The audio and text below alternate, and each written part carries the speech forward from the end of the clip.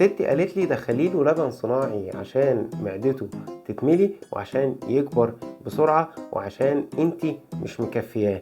مبدئيا كده ابنك لو عرف طريق اللبن الصناعي هيبدأ يرفضك انتي، لان انتي بالنسبة له رضاعة صعبة، ولكن الببرونة ما اسهل منها. ودايما بمثلها بقولك انتي لو طالعة سلم وفي اسانسير قدامك، هتختاري الاسانسير ولا السلم؟